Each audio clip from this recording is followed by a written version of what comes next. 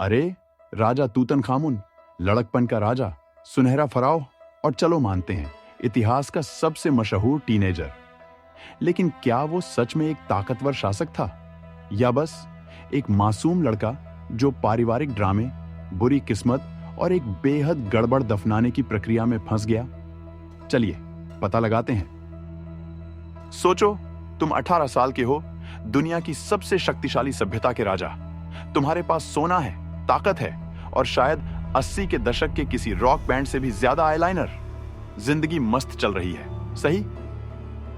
पर अचानक 19 साल की उम्र में मौत हो जाती है और किसी को नहीं पता क्यों। तो हुआ क्या था? आइए थ्योरीज देखते हैं। थ्योरी 1, हत्या। शुरुआती एक्सरे में खोपड़ी में चोट दिखी।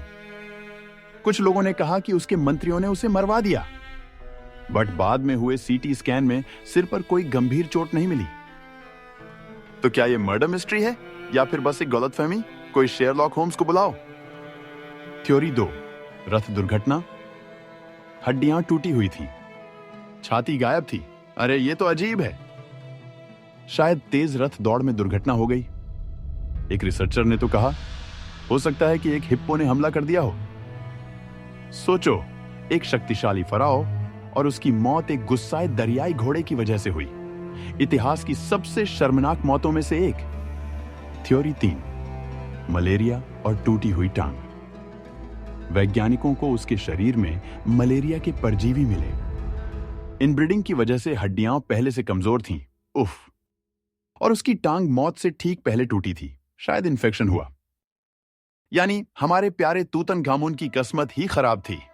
कमजोर इम्यून सिस्टम, टूटी टांग और मिस्र के सबसे खतरनाक मच्छर का एक साथ हमला। तो तुम किस थ्योरी पर यकीन रखते हो? कमेंट में बताओ।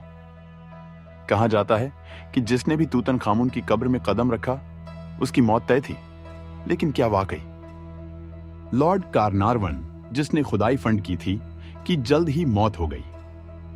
कई और लोग भी कुछ सालों में मारे गए। पर विज्ञान क्या कहता है? वैज्ञानिकों ने पाया कि मौतों में कोई पैटर्न नहीं था।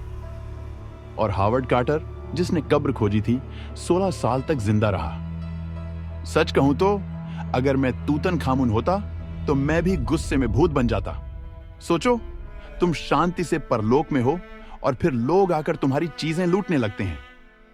अब बात करते हैं कि तूतनखामुन को कैसे दफनाया गया। स्पॉइलर अलर्ट, ये पूरा गड़बड़ था। उसकी कब्र बहुत छोटी थी, शायद उसके लिए बनी ही नहीं थी। दीवारों का रंग अब भी गीला था जब उसे सील किया गया। उसका दिल गायब था। अरे ये क्या मजाक है? उसकी मम्मी ताबूत में जल गई, खराब एम्बाल्मिंग की वजह से। सोचो, एक राजा होकर भी तुम्हें एक बैकअप कब्र में डंप कर दिया जाए, तुम्हारा शरीर गलती से जल जाए और तुम्हारा दिल ही गायब हो जाए। यह तो फिरौन के लिए सबसे बड़ा अपमान था।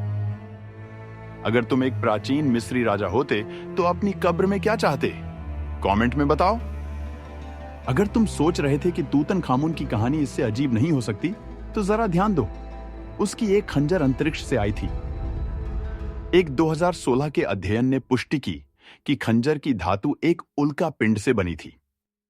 प्राचीन मिस्री इसे आसमान से गिरा लोहा कहते थे। तो इसका मतलब तूतनखामुन का हथियार सचमुच दूसरी दुनिया का था। आज विज्ञान की मदद से हमने तूतनखामुन के जीवन और मृत्यु के बारे में काफी कुछ जान लिया है। उसे मलेरिया और हड्डी की बीमारी थी। उसकी कब्र में कोई गुप्त कक्ष नहीं है, माफ करना, नेफ्रति थी। उसका सोने का मुखौटा शायद किसी और के लिए बनाया गया था। उसकी मम्मी बहुत खराब तरीके से संरक्षित की गई थी और ताबूत में जल गई थी।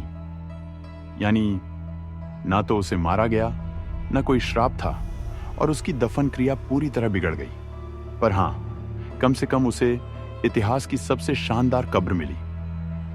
तो दोस्तों, तूतनखामुन की यह रहस्यमयी कहानी यहीं खत्म होती है। असामान्य मौत से लेकर श्राप तक, उल्कापिंड के हथियार से लेकर जली हुई मम्मी तक, वो सच में मिस्र का सबसे दिलचस्प फराव था। तुम्हें क्या लगता है, तूतनखामुन की मौत का असली कारण क्या था? क्या तुम शापित कब्र में जाने की हिम्मत करोगे? अगर तुम फिरौन होते तो परलोक में क्या लेकर जाते? कमेंट में बताओ। और अगर तुम्हें यह रहस्यमयी कहानी पसंद आई हो तो लाइक, शेयर और सब्सक्राइब करना ना भूलें। फिर मिलते हैं अगले रोमांचक इतिहास और मिथकों के सफर में।